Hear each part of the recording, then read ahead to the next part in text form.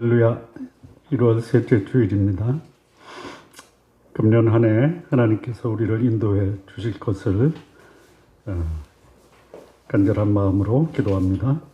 함께 예배드리는 성도 여러분, 주님의 이름으로 환영하고 축복합니다. 우리 함께 일어나서 묵도드리겠습니다. 온 땅이여 여호와께 즐거이 부를지어다. 기쁨으로 여호와를 섬기며 노래하면서 그 앞에 나갈지어다. 여호와가 우리 하나님이신 줄 너희는 알지어다. 그는 우리를 지으신 자시요 우리는 그의 것이니 그의 백성이요 그의 기르시는 양이로다. 감사함으로 그 문에 들어가며 찬송함으로 그 궁정에 들어가서 그에게 감사하며 그 이름을 송축할지어다. 대저 여호와는 선하시니 그 인자하심이 영원하고 그 성실하심이 대대에 미치리로다. 아멘. 우리 일어서신 채로 찬양 드리겠습니다. 새 찬송가 32장, 통일 찬송가 48장, 만유의 주제.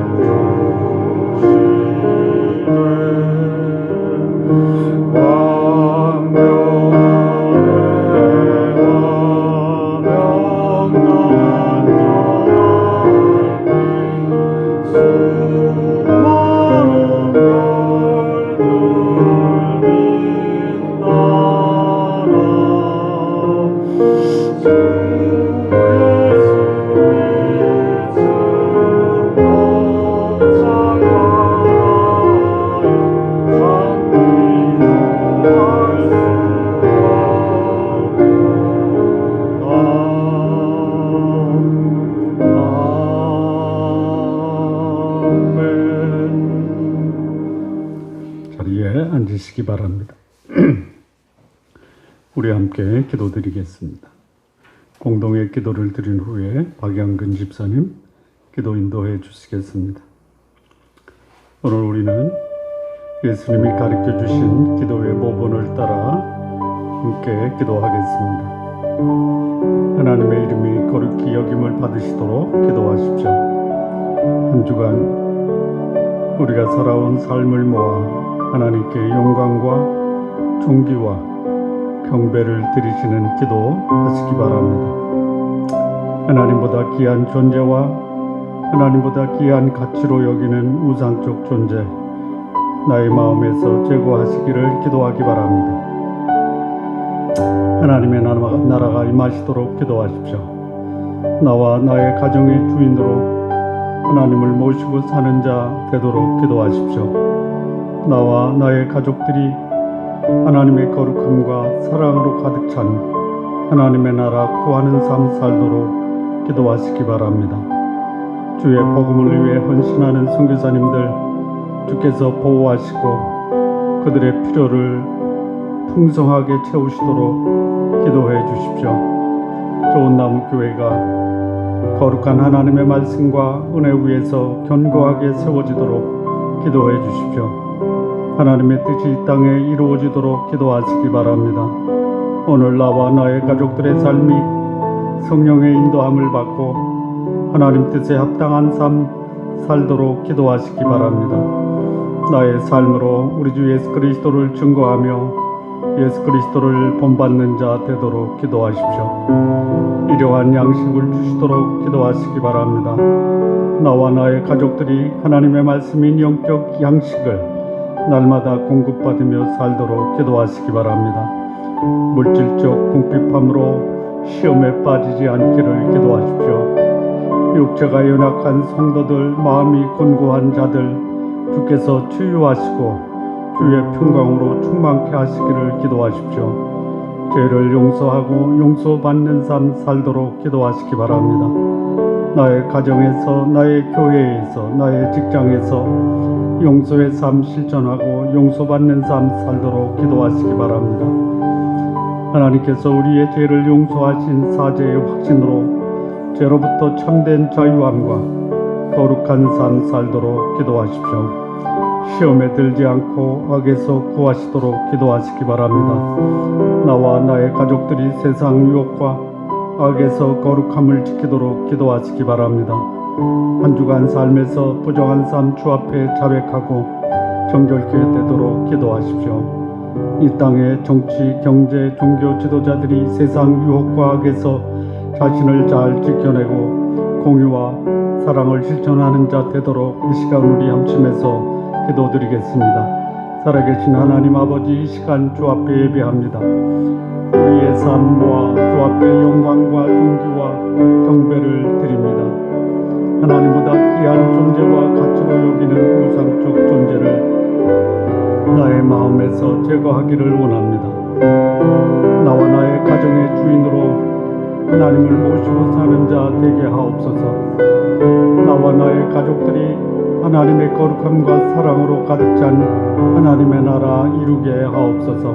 주의 복음을 위해 헌신하는 선교사님들 하나님 아버지 그들을 보호하시고 그들의 간구를 들으시며 그들의 필요를 채워 주옵소서. 좋은 나무 교회가 거룩하신 하나님 말씀 위에 하나님의 은혜 위에 견고하게 세워 주옵소서. 오늘 나와 나의 가족들의 삶이 성령의 인도함을 받으며 하나님의 뜻에 합당한 삶 살게 하옵소서. 나의 삶으로 우리 주 예수 그리스도를 증거하고 예수 그리스도의 삶을 본받는 자 되게 하옵소서. 나와 나의 가족들이 하나님의 말씀인 영적 양식을 날마다 공급받으며 살게 하옵소서. 물질적 궁핍함으로 시험에 빠지지 않기를 기도합니다. 육체가 연약한 성도들, 마음이 곤고한 자들을 주께서 치유하시고 주의 평강으로 충만케 하옵소서. 나의 가정에서, 나의 교회에서, 나의 직장에서 용서의 삶 실천하고 용서받는 삶 살게 하옵소서. 하나님께서 우리를 용서하신 사죄의 확신으로 죄로부터 참된 자유함과 거룩한 삶 살게 하옵소서. 나와 나의 가족들이 세상 유혹과 악에서 거룩함을 지키게 하옵소서. 한 주간 삶에서 부정한 삶 주 앞에 자백하오니 우리 주 예수 그리스도의 보혈로 정결케 하옵소서. 이 땅의 정치, 경제, 종교 지도자들이 세상 유혹과 악에서 자신을 잘 지켜내어 사랑과 공의를 실천하는 자 되게 하옵소서. 박양근 집사님 기도 인도해 주시겠습니다.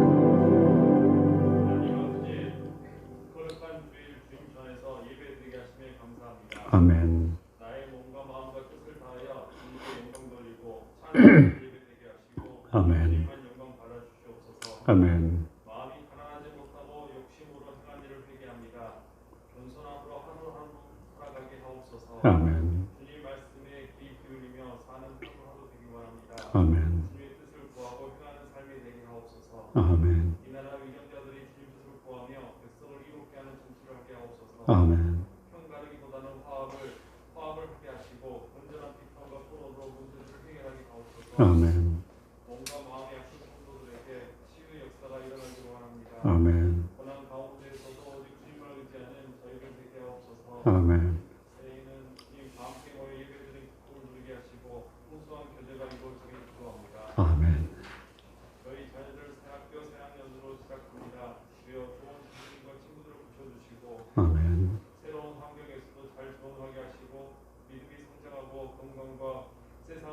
더해지는 자녀를 되게 하옵소서. 아멘. 꿈을 품게 하옵시고 꿈을 이뤄가는 힘또한 허락하옵소서. 아멘. 선교사님을 축복하시고 그들의 안전을 지켜주시오며 말씀으로 귀한 열매 맺는 복을 허락하옵소서. 아멘. 성도들의 사업장과 직장, 가정 가운데서 힘든 과정들을 잘 이겨내게 하시고 아멘. 용기를 내는 저희들 되게 하옵소서. 아멘. 하루하루가 주님께 주신 은혜임을 알고 소중히 보내게 하시고 아멘. 세상 경쟁에서 뒤처짐을 안타까워할 것이 아니라 아멘. 주님을 향한 마음이 멀어지는 것을 안타깝게 하기 원합니다. 아멘. 주여 주옵소서. 아멘. 믿음이 성장하는 새해 되기 원합니다. 아멘. 예수 그리스도 이름으로 기도합니다.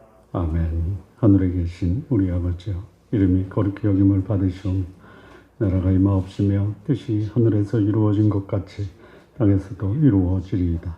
오늘날 우리에게 일용한 양식을 주옵시고 우리가 우리에게 죄 지은 자를 사하여 준 것 같이 우리 죄를 사하여 주옵시고 우리를 시험에 들게 하지 마옵시고 다만 악에서 구하옵소서. 나라와 권세와 영광이 아버지께 영원히 싸움나이다. 아멘.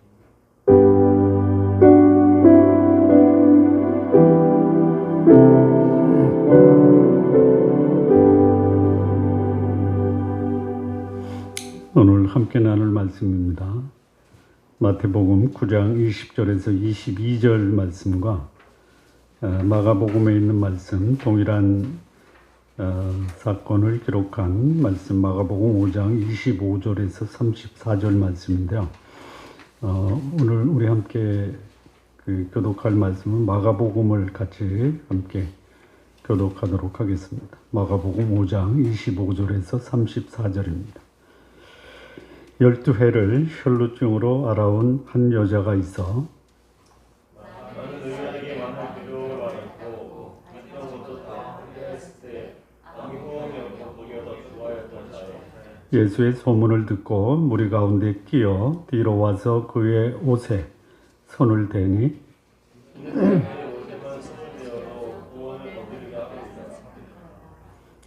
이에 그의 혈루 근원이 곧 마름에 병이 나온 줄을 몸에 깨달으니라.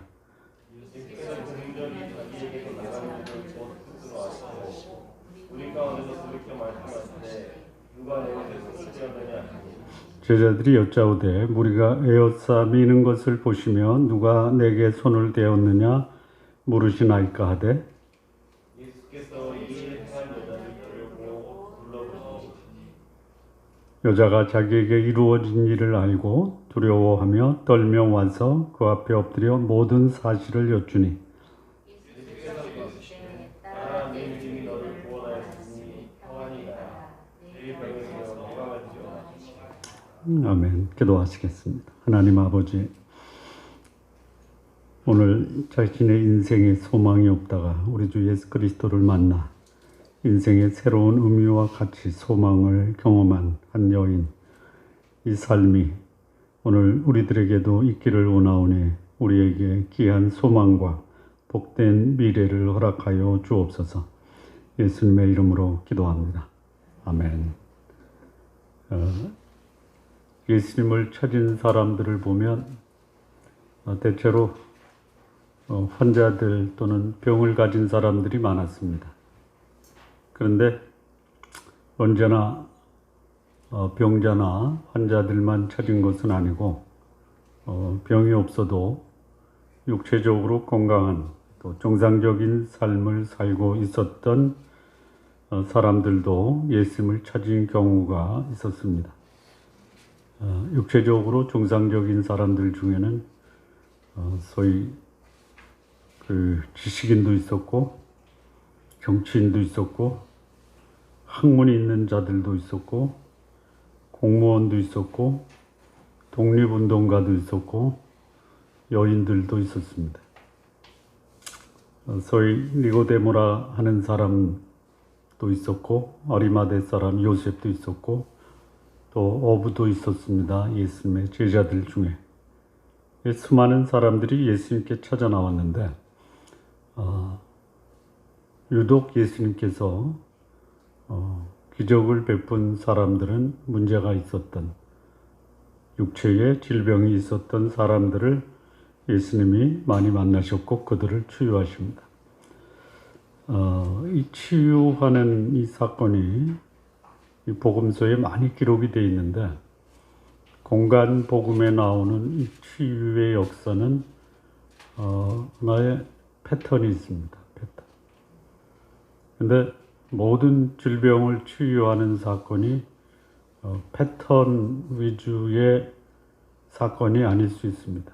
자, 이 패턴이라 하면 뭐냐면 자신의 몸에 치유할 수 없는 병이 있다라는 것을 알고 있는 사람들이 나옵니다.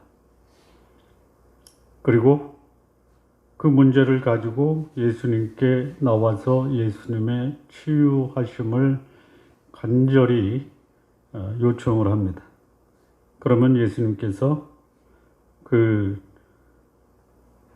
믿음을 가지고 나온 사람들을 치유하시고, 치유한 다음에는 대체로 그 치유된 사람들과 교제하시고 대화하셨다라는 패턴입니다.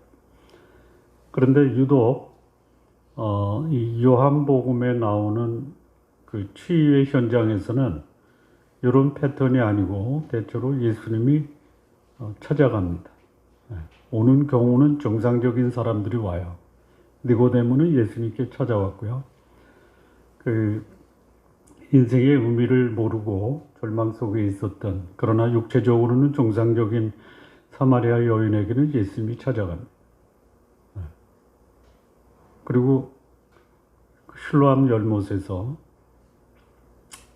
그 38년 된 그 병자도 예수님이 찾아가십니다.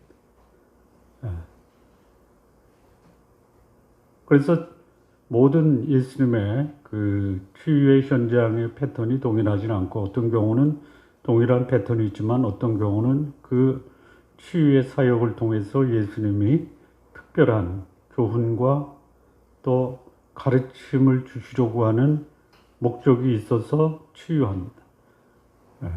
오병이어의 기적은 병자를 치유한 것이 아니지만 그 기적을 통해서 예수님이 자신이 생명의 양식이다. 눈먼 소경을 고침으로 나는 세상의 빛이다. 이런 특별한 목적을 가지고 예수님이 기적을 행하십니다. 자, 오늘 이 그 본문의 이 사건, 마태복음과 마가복음 같이 기록이 되어 있는데, 이 마가복음이 좀 더 자세히 기록이 되어 있습니다. 자, 이 사건은 어디서 벌어지냐면 예수님께서 갈릴리 바다를 건너서 그 소위 가다라 지방 데가볼리에서 무덤 사이에 귀신 들린 자를 고치고 다시 돌아와서 그 중풍병자를 고치고 길을 가시다가 야이로를 만나고 야이로의 딸이 죽어가는 그 상황에서 이 중간에 예수님께 나와서 치유받은 이 혈루병 여인의 사건입니다. 우리 지난주에 그 마태복음에는 죽었죠. 마가복음에는 죽어가다가 죽었죠.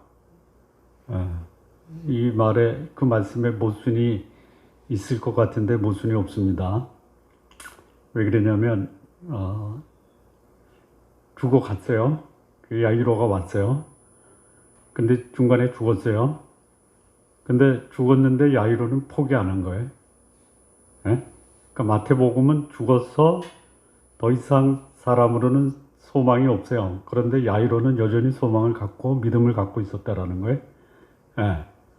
근데 마가복음은 죽어가는 과정에서 야이로가 믿음을 갖고 예수님께 나왔는데 죽었어요. 죽은 후에는 야이로가 말이 없어요. 마가복음에는.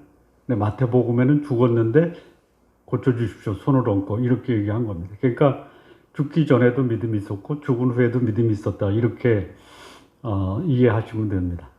제가 지난주에는 요거를 조금 충분히 설명이 안 돼서 다시 말씀을 드립니다. 자, 그런데 가는 도중에, 야이로가 가는 도중에 중간에 여인이 예수님 뒤로 와서 예수님 옷에 손을 대고 12회 동안 해결하지 못했던 그 혈루병이 치유되는 이 사건입니다. 자, 여기 보면은 이제 늘상 그런 예수님의 모습 중에 하나가 뭐냐면 예수님 주변에는 굉장히 많은 무리들이 에워싸고 같이 가죠. 근데 이 성경에 기록된 이 사건을 보면 유독 한 사람들이, 한 사람, 야이로 한 사람, 12의 혈루증을 앓는 한 사람, 38년 된 병자, 그 앞을 보지 못하는 한 소경, 이런 아주 예수님의 전형적인 사역이 많은 무리들에게도 관심이 있지만 예수님의 전형적인 사역의 모습은 대체로 한 사람, 한 사람. 이게 이상하게 들릴지 몰라도요. 소위 대중 전도를 하지 말라라는 게 아닙니다. 필요해요. 그런데 대중 전도를 하되 거기 나온 한 사람 한 사람의 가치를 소중히 여기라. 영혼을 단체적으로 상대하지 말고 개인적으로 상대하라라는 것이 예수님이 우리에게 주신 귀한 교훈입니다. 그러니까 많은 사람에게 관심을 가져야 돼요. 그들이 복음을 필요로 합니다. 그런데 한 영혼에 대해서 가져야 되는 관심과 가치를 대중에게 되는 관심과 가치보다 소홀히 여기서는 안 된다라는, 그만한 충분한 이유가 있다라고 생각합니다.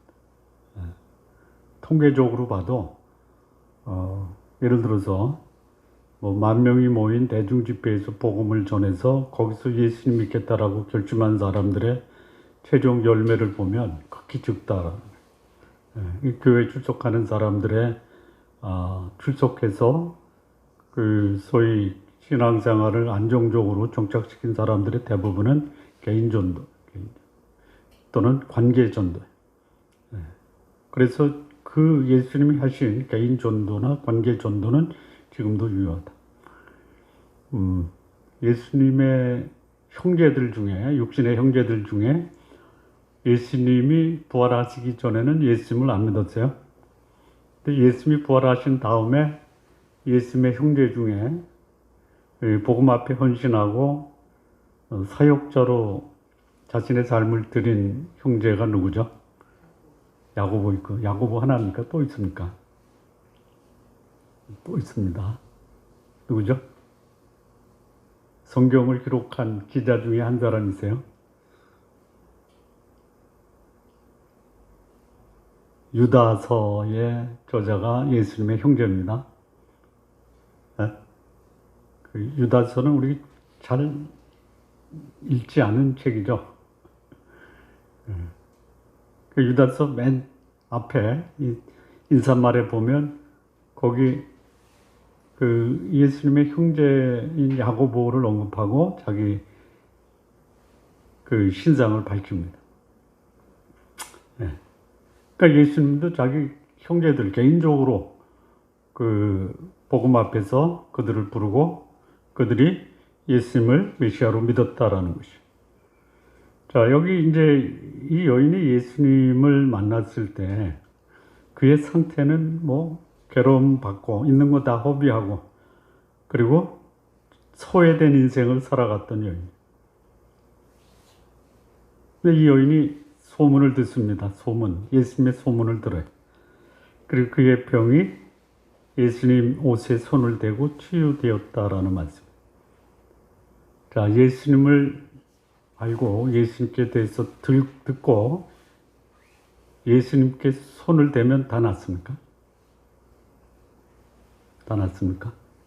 안 나요? 나야죠. 여기 낫잖아. 근데 여기 소문을 듣는 사람이 이 여인 하나가 아니죠. 같은 말씀 중에 야이로도 듣고 나온 거고요. 그러면 두 사람만 들었냐 이거죠. 아마 거기 수많은 무리들이 따랐잖아요. 에워쌌잖아요. 그들도 예수님의 소문을 듣고 나왔죠. 근데 그들 가운데 유독 야이로와 12의 혈루증을 앓는 두 사람만 몸에 병이 있었나요? 그럴까요? 그럴 수도 있죠. 왜 그들이 나왔어요? 그들이 나온 이유가 뭐예요? 뻔해요. 자기 육신적 필요를 채우기 위해서 나온 거예요. 예, 요한복음에 보면 수많은 무리가 따랐는데 그들이 따른 이유는 뭐냐면 먹고 배부른 까닭이에요. 예. 그 예수님을 통해서 치유받은 사람들이 있었다라는 걸 듣고 나온 거예요. 그러면 그 소문을 듣고 나오면 다 예? 그들의 육신적 필요가 채워지느냐? 그럴 수도 있고요, 아닐 수도 있어요. 예. 여기 이제 이 12회를 혈루증으로 앓았던 이 여인, 그가 어떻게 예수님을 만나서 병이 치유되고 온전하게 되고 자유함을 얻고 인생의 의미를 찾게 되었느냐. 이게 이제 우리가 본문에서 찾아야 될 귀한 교훈이고 또 그 가르침을 우리에게도 적용할 필요가 있다라는 거예요. 어떻게 이 혈루증에 걸린 여인, 이 여인이 절망적인 병에서 자유함을 얻어서 건강하게 되었느냐. 첫 번째입니다. 마가복음 5장 25절 26절 말씀 보면요. 12회를 혈루증으로 알아온 한 여인이 있어 많은 의사에게 많은 괴로움을 받았고 가진 것도 다 허비하였으되 아무 효험이 없고 도리어 중하여졌던 차에 여기 12회를 혈루증으로 알았어요. 12회. 여러분 그야말로 이 병 자체도 괴롭지만요. 그 병을 앓다가 더 이상 견디지 못해서 간호하는 사람이나 본인이 그만 살고 싶다라고 하는 생각이 많죠. 그냥 그렇게라도 불편하지만 삶에 대한 그 포기를 하지 않는 병도 있어요. 38년 된 병자는요. 근데 여기 이 12회를 혈루증으로 앓았다. 12회. 이 12회, 이 12라는 단어의 뜻이 뭔지 아시죠? 이거는 하나님의 수와 사람의 수가 곱해진 거예요. 7은 뭐죠? 하나님의 수와 사람의 수가 합쳐진 거예요. 곱한 게 더 큰 거죠. 7보다 12가 크잖아요. 그러니까 완전한 숫자예요. 더 이상 이 병에서 놓여질 수 없는, 치유될 수 없는 가장 절망적인 기간을 보낸 여인이에요. 생각해 보세요. 12회를 앓았다. 동일한 병으로. 아침에 일어나면 그 삶이 어떻겠어요? 오늘도 이 지긋지긋한 삶을 또 살아야 되나? 이런 절망 속에서 하루를 시작하고 해결되지 않는 이 절망의 문제를 끌어안고 잠자리에 들었던 이 삶을 12회를 살았어요. 그러니까 전혀 회복 불가능한 세월에, 절망의 세월. 여기 보니까 그 절망이 어느 정도냐면요. 많은 의사를 찾아다녔어요. 많은 의사. 그러니까 용하다고 하는 의사들은 다 찾아다닌 것 같아요. 그런데 찾아다녔는데 어땠냐면 많은 괴로움을 받았어요. 병원에 가서 치유를 받을 때 환자들의 마음에는 어떤 기대가 있어요? 낫겠구나. 회복에 대한 기대를 가지고 찾아요. 소문을 듣고 찾아가요. 그래서 많은 의원들을 찾아다녔어요. 근데 찾아갈 때마다 기대는 무너지고 고통은 더 커진 거예요. 이런 여인이에요. 그리고 여기 가진 것도 다 허비했어요. 허비했다라는 게 뭐예요? 의미 없이 쓰여졌다라는 거죠. 여러분, 돈이 진짜 가치가 있어요. 뭐 돈이면 안 되는 게 없다라고 하는 그런 말도 있잖아요. 그런데 돈 가지고 자신의 육신의 문제를 해결하려고 했는데 결과는 뭐예요? 허비한 거예요. 아무런 효험이 없었다라는 거예요. 그리고 오히려 병은 점점 더 깊어가는 거예요. 이런 요인이에요. 이 사실을 누가 알았냐? 본인이 안 거예요. 그래서 그 치유의 기적을 경험하기를 원하는 사람이 가져야 될 이 첫 번째 조건이 뭐냐면 내가 절망적이다라는 것을 스스로 인식을 해야 돼. 나는 소망이 없다. 그래야지 예수님께 나와요. 다만 기대만 가지고 예수님을 애워싸고 있는 것은 의미가 없어요. 절망적인 상태에서 자신에 대한 소망을 다 내려놓는 거예요. 자, 여기 이제 자신에 대한 그런 절망적인 사항을 인식도 했지만요. 이 혈루병이라는 것이 그 이스라엘 백성들에게는 부정한 병이에요. 부정한 병. 그럼 이런 부정한 병을 알면 어떻게 되느냐면요. 공동체에 못 들어가요. 집 밖에 나가 있어야 돼요. 그 당시에 집 밖에서 그것이 정상적으로 회복됐다라는 것을 소위 제사를 통해서 확인하고 진중에 들어오고 가족에게 돌아가요. 그런 병이 뭐냐면 문둥병이나 이런 혈루병이에요. 그러니까 하나님께도 나갈 수 없고 사람들에게도 그 교제가 단절되고 소외된 인생을 살아가는, 그러니까 육신적인 고통도 고통이고요. 정신적인 고통도 굉장히 컸던 삶을 살았던 여인이에요. 그래서 그것을 극복하려고 최선의 노력을 다했어요. 근데 가져온 결과는 뭡니까? 괴로움이에요, 괴로움. 어쩌면 이 자신의 삶으로 해결할 수 없는 절망의 상태가 그 영혼을 살릴 수 있는 가장 절호의 기회가 될 수 있다. 그러니까 절망을 경험하지 않으면 소망에 대한 가치도 실감할 수 없을 수 있다라는 것이에요. 그러니까 여기 이 여인이 기대감을 가지고 추진했던 자기 병의 치유가 다 무너지면서 이 여인이 가지고 있었던 것은 뭐냐면 절망감이에요, 허탈감이에요, 상실감이에요. 그럼 이런 경우에 사람들이 취하는 행동은 뭐예요? 그만 살자. 그만 살자. 근데 이 여인은 포기 안 해요. 절망감이라는 사실은 제대로 인식을 했지만 내 삶을 포기할 수는 없다라는 이 생명에 대한 강한 애착이 있었다라는 거예요.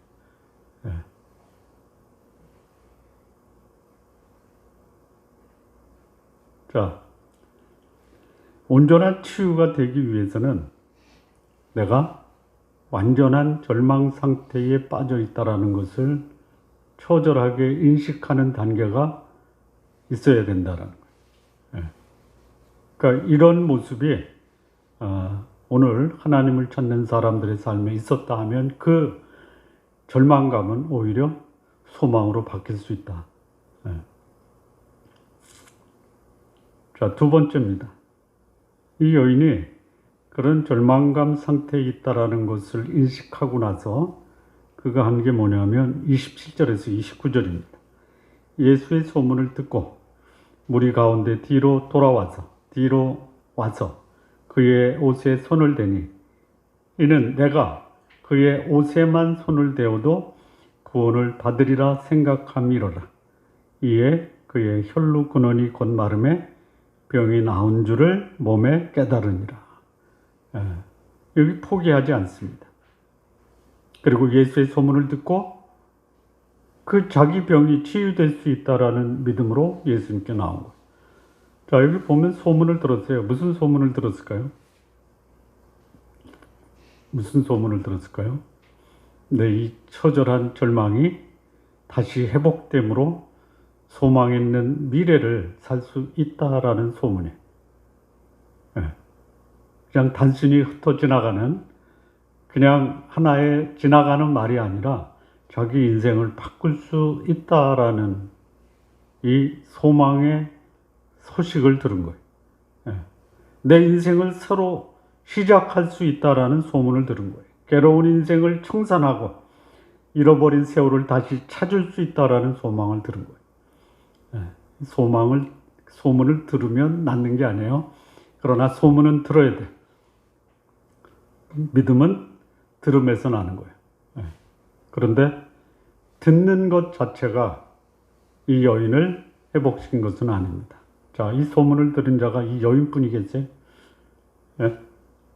더 많은 사람들이, 수많은 사람들이 예수의 소문을 들었어요. 그래서 이 무리들이 예수의 소문을 듣고 나와서 쫓았어요. 예. 그러면 거기 있는 모든 사람들이 다 치유됐느냐? 아닐 수도 있어요.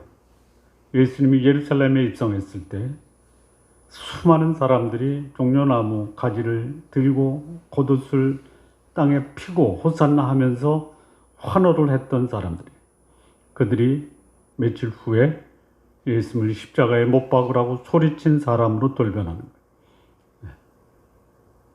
이게 군중의 심리입니다.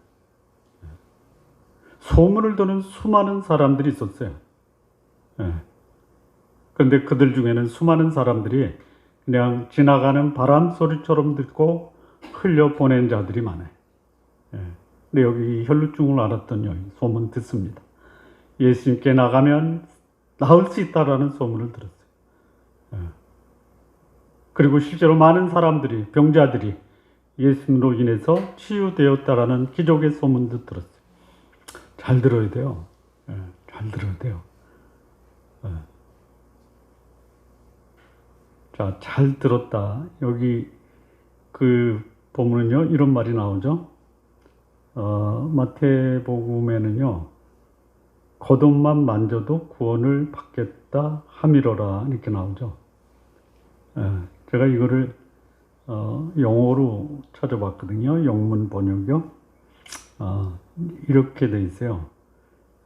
Because she thought, 마음속으로 깊이 생각하다. 또는 이렇게 돼 있더라고요. 다른 영어 성경에는요. She said to herself. 자기 자신과 대화를 한 거예요. 소문을 듣고 그런 소문이 있대. 이게 아니고요. 그걸 새긴 거예요. 마음속에 새긴 거예요. 자, 그 소문을 듣고요. 마음속에 새기고 확신을 한 거예요. 내가 저분의 옷에 손만 대도 나을 것이다 라고 마음에 확신을 갖고요. 어떻게 해야 돼요? 그 다음에 어떻게 해야 돼요? 확신을 했으니까 어떻게 해야 돼요? 어떻게 해야 돼요? 어떻게? 돌진을 해야죠. 여기 이 여인이 돌진합니까? 돌진해요? 안 하죠? 믿음은 돌진하는 것이 아닐 수도 있어요. 돌진할 수도 있지만요. 돌진하는 것이 믿음이 아닐 수 있어요. 이 여인이 보여준 이 예수님 앞에 나와서 자신을 절망하다는 걸 알고 그가 회복된 그 예수님께 나온 모습이 뭐냐면, 자, 이 첫 번째는 무리 속에 섞일 수가 없어요. 안 돼요. 소외된 인생이에요. 그런데 거기 나오고, 이게 이제 생각하고 행동한 첫 번째 모습이에요. 에오사는 무리 중에 앞으로 나온 게 아니라 어디로 와요? 뒤로 와요. 그리고 어떻게 하냐면 두렵고 떨림으로 예수님의 옷에 손을 대는 거예요.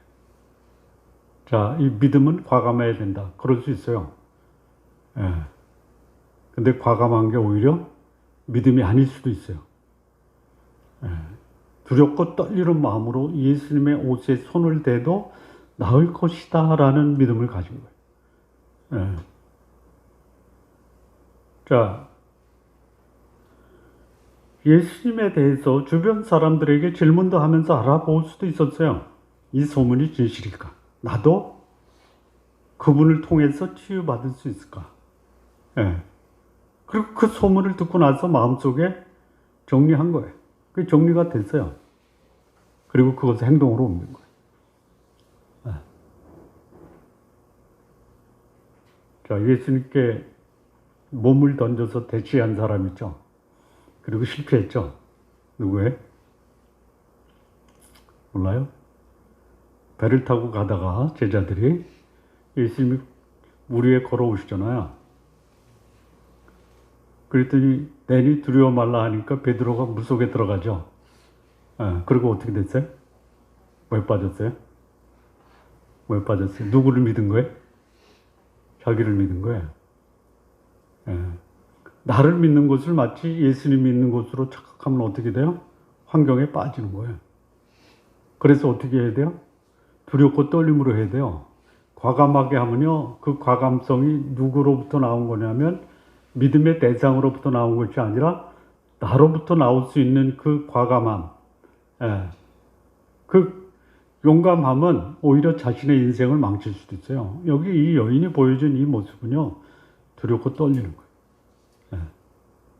그 예수님이 그 변화산에서 변화된 모습으로 하나님과 교제하다가 산에서 내려오니까 제자들, 전에 병을 고쳤던 제자들이에요. 못 고치잖아요. 왜? 전에는 어떻게 했어요? 두렵고 떨림으로, 믿음으로 했어요.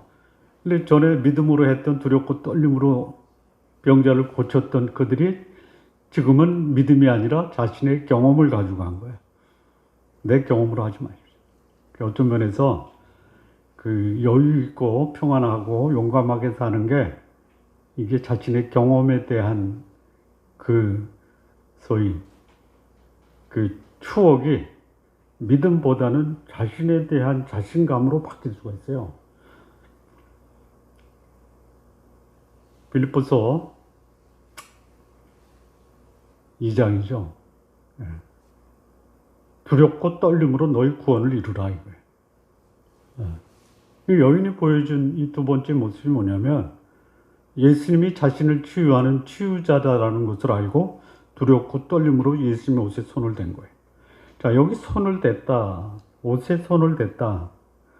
예수님이 이제 손을 대서 난 것을 예수님이 이미 인식을 했어요. 두렵고 떨림으로 된 거예요. 가슴 조이면서 된 거예요. 근데 예수님이 그걸 아시고 누가 내게 손을 댔느냐 이렇게 말씀하시죠. 그랬더니 이 제자들이 뭐라고 하냐면 이 수많은 사람이 있는데 누가 손을 댑니까? 예수님 지금도 사람들이 막 옆에서 밀고 막 그런데 그러니까 제자들은 밀었다라고 그랬어요. 근데 예수님은 대었다고 그랬어요. 이 여인은 민 겁니까? 된 겁니까? 된 거예요. 여러분 되십시오. 밀지 마시고. 자, 미는 것은 뭐예요? 미는 건 뭐예요? 그냥 휩쓸려 가는 거예요. 군중 심리에 의해서 생각 없이 행동하다가 밀고 밀리는 상태예요. 별 의미가 없어요. 그러니까 이 제자들은요, 그 여인이 손을 댄 거를 의미 없는 누군가 같이 가다가 휩쓸려 가지고 얼떨결에 손을 댔다 이렇게 보는 건데요. 예수님은 그게 아니에요. 여기 한 여인이 있다. 나한테 손을 댄 여인이 있다. 대는 건 뭐예요? 미는 거는 수동적이에요. 밀린 거예요. 대는 건 뭐예요? 의식을 가지고 자신의 행동에 대해서 이거 의도가 있이 한 거예요. 목적을 가지고 한 거예요. 그러니까 모험을 감행한 거예요. 대는 것은요. 어떤 태도로요? 두렵고 떨림으로. 자, 안 두렵겠어요? 여기 여인이에요. 뭐 한 40대 정도 되지 않았겠나라는 생각이에요. 그리고 예수님은 30대 초반에 젊은 청년이에요. 이거 손 대도 되는 거예요? 손 대도 돼요? 어렵잖아요. 이거 모험이에요. 모험이에요. 그리고 이 여인은 당시 유대 공동체에서 부정한 여인이에요. 예수님은요, 거룩한 분이에요. 여기서 필요한 것은 뭐냐? 두렵고 떨리는 마음으로 이 예수님이 자신의 병을 고칠 수 있는 메시아다라는 믿음만이 가능한 거예요. 그리고 이 여인은 믿음을 행사한 거예요. 믿음을 행사하니까 어떻게 돼요? 그 병의 근원이 자기 몸에서 떠난 줄 깨달은 거예요. 이게 믿음 있는 자에게 하나님이 주시는 축복입니다. 예수 그리스도에 대한 신뢰. 소문을 들어요. 생각을 해요. 그리고 행동으로 옮겨요. 병이 나는 거예요. 자, 여기서 끝날 수 있어요. 여기서 끝날 수 있어요. 많은 사람들이 예수님을 믿어요. 근데 예수님과 대화는 안 해요. 교제는 안 해요. 어느 통계 자료를 보니까요. 예수 믿는 사람 중에 하루에 성경을 죽어도 10분 이상 말씀을 읽고 교제하고 하나님과 더불어 시간을 갖는 사람이 예수 믿는 사람의 몇 %라고 그래요? 혹시 들어보셨어요? 10%가 안 돼요. 또 내가 믿고 있는 예수님을 다른 사람에 증거한 사람은 1%도 안 돼요. 교제 안 한다라는 거예요. 이 여인은 어떻게 해요? 예수님 부르시잖아요. 부르면 나가야죠. 이게 뭐예요? 병이 치유된 후에는 예수님과 대화하고 교제하는 거예요. 여기 31절에서 34절이 그 말씀입니다. 제자들이 여짜오되 무리가 에워싸 미는 것을 보시며 누가 내게 손을 대었느냐 물으시나이까 하되 예수께서 이 일을 행한 여자를 보려고 둘러보시니 여자가 자기에게 이루어진 일을 알고 두려워 떨며 와서 그 앞에 엎드려 모든 사실을 여쭈니 예수께서 이르시되 딸아 내 믿음이 너를 구원하였으니 평안히 가라 내 병에서 모여 건강할지어다. 믿음을 가진 사람에 대해서는요, 이 믿음이 하나님을 기쁘게 해요. 하나님으로 이 땅에 오신 예수 그리스도를 기쁘게 해요. 나를 기쁘게 하는 사람은요, 내가 그에게 뭘 보여요? 사랑을 보이는 거예요. 여기 이 예수님이 이 여인을 향해서 뭐라고 그래요?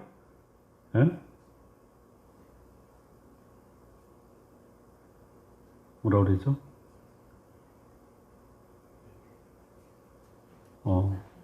그 말은 없구나. 사랑에 관심을 보이는 거예요. 누가 내 옷에 손을 대었느냐. 이게 예수님이 모르셔서 궁금해서 물으신 겁니까? 아니면 자신을 믿고 결단한 이 여인을 사랑하는 마음으로 그 여인을 대중에게 공개시키고 싶어서 그런 겁니까? 여러분, 내가 누군가를 사랑하고요. 그의 가치를 보면요. 뭐 하고 싶어요? 뭐 하고 싶어요? 자랑하고 싶은 거죠. 여러분, 부모가 자식이 잘 될 때 자랑하고 싶지 않은 부모가 어디 있어요? 그거 팔불출 아닙니다.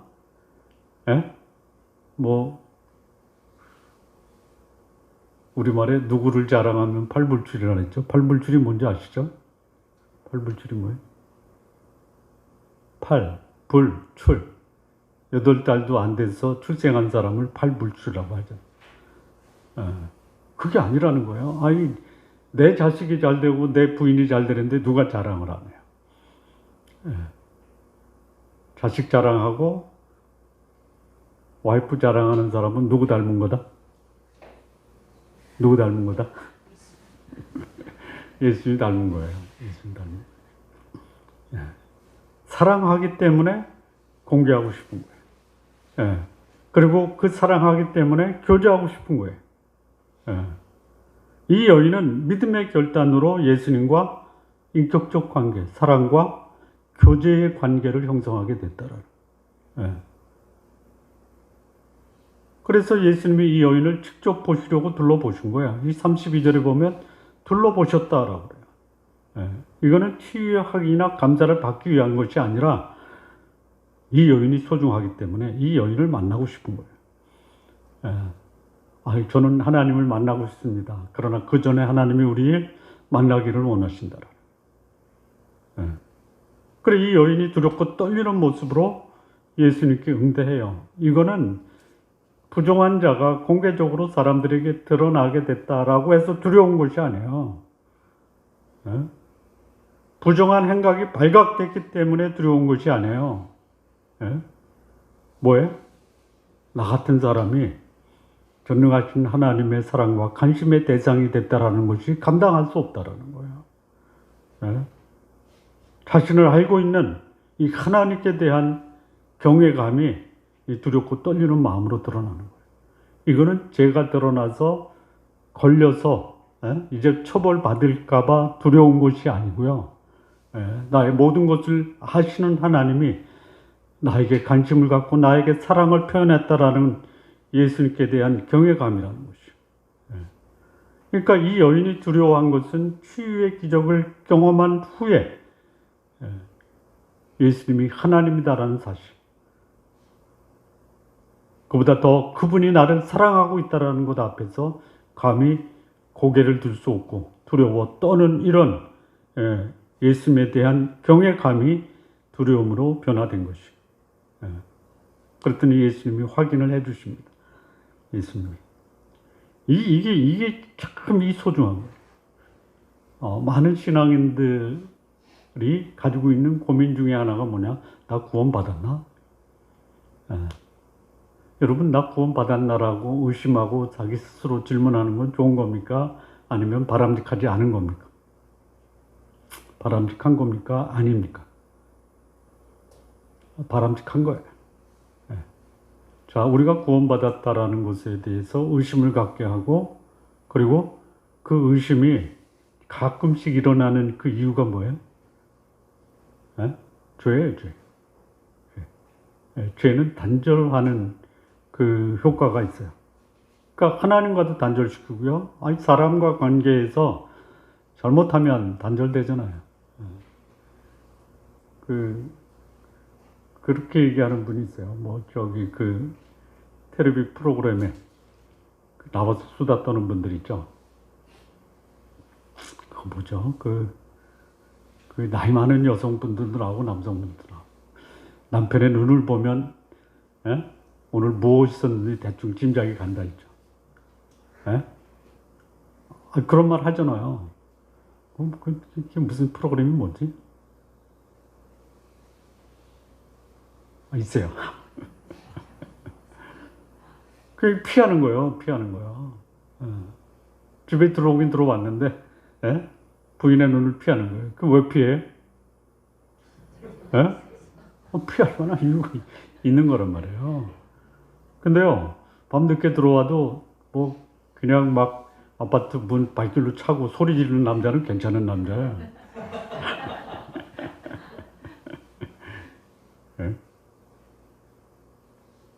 여기 예수님이 뭐라 했는데, 내 믿음이 너를 구원했다. 예수님이 확인해 주시는 거야. 우리가 구원받았다라는 것에 대해서 의심이 있을 때 우리는 어디로 와야 되느냐? 말씀 앞으로 와야 돼요. 나의 행동, 나의 감정, 내 생각에 내 믿음을 의지하면요, 이건 그냥 무너질 수 있어요. 예수님이 어떻게 말씀하시는? 의심하는 경우가 너무 많아요. 너무 많아요. 그 대부분의 경우는 내 불신, 내 범죄. 도저히 못 믿겠다라고 하는 것이 내 속에서 끌어올라요. 그때 그것을 회복하는 방법은 뭐냐? 예수님이 나에게 무엇을 말씀하시느냐? 이거를 들어야 돼요. 자, 여기 보면요.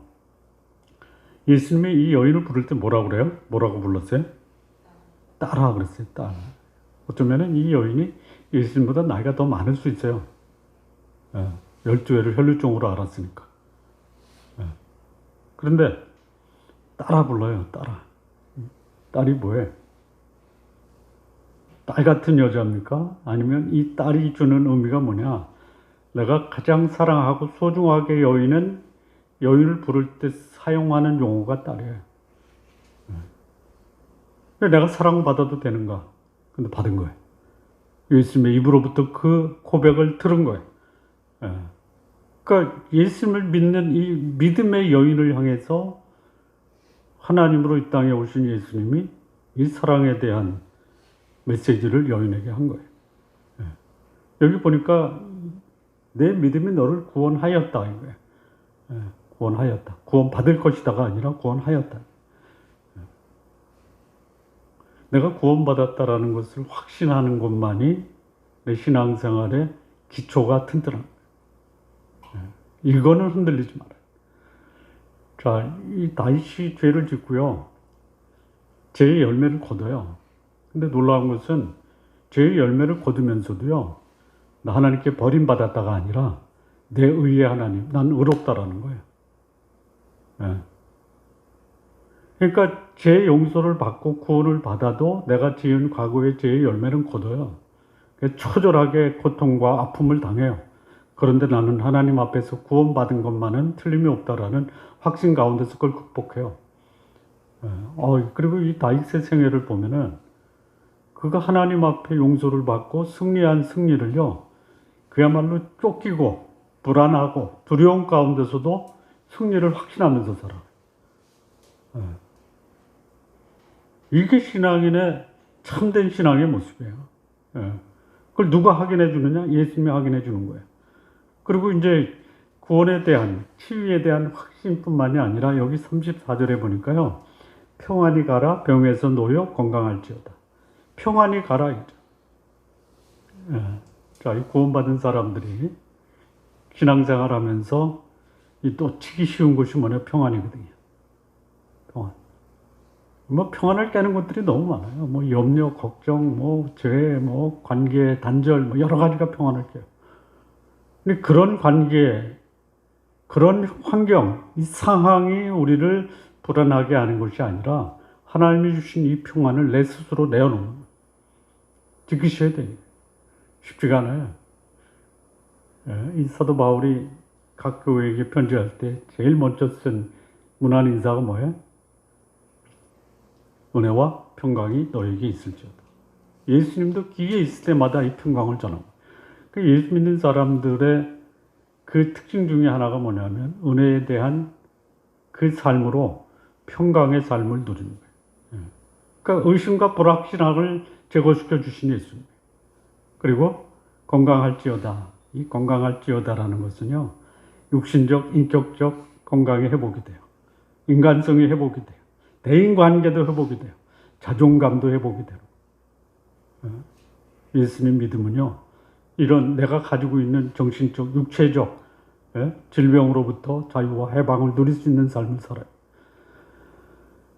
이 현대의 이 정신적 질환으로 고통당하는 그 질병의 숫자가 한 2,000개 이상 된대요. 그거를 정리한 책이 있어요. DSM-3라고 하는 책이 있어요. D, Diagnostic and Statistics of Mental Disorder.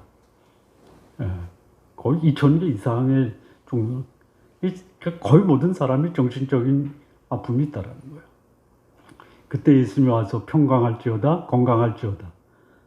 이 여인이 그거를 받은 거예요. 그러니까 하나님과 교제하는 사람들이 누릴 수 있는 것이 뭐냐? 내가 소중한 존재다, 사랑받는 존재다, 관심의 대상이다라는 것과 정신적, 영적, 육체적 건강을 누릴 수 있는 거예요. 자, 마무리 짓겠습니다. 참 너무나 많은 사람들이 이 치유를 필요로 하고 있어요.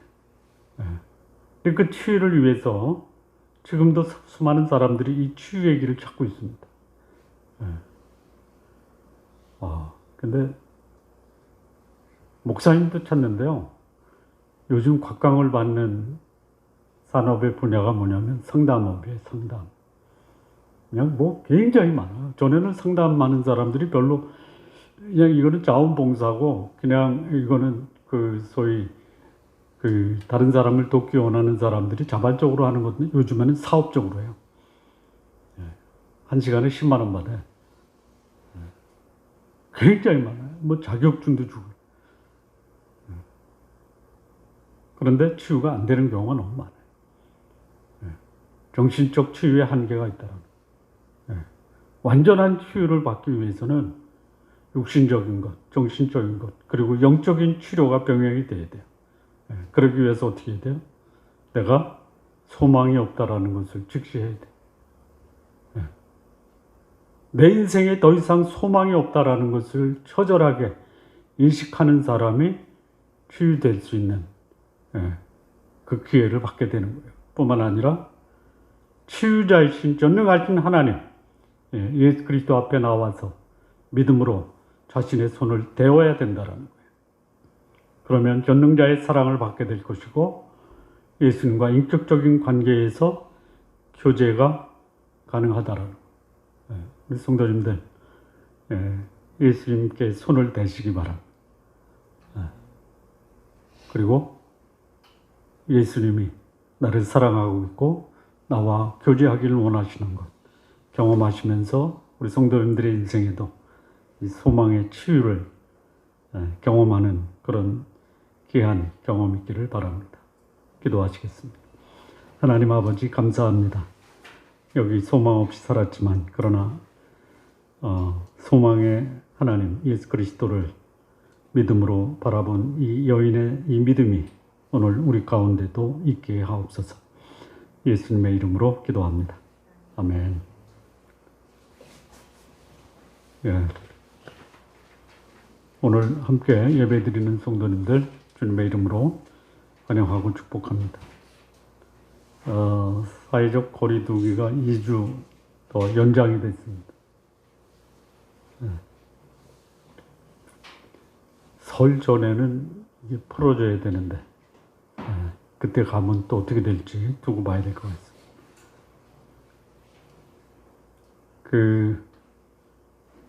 올해 고전 목록 아주 야심차게 새로운 곳 중심으로 제시를 했는데요. 이렇게 제시만 해서 강구하는 것이 아니라 우리 성도님들 참여해 주시기를 바랍니다. 나머지 강구는 교회 주보를 참조해 주시고 우리 다 같이 일어나서 이번 주 우리가 함께 암송할 말씀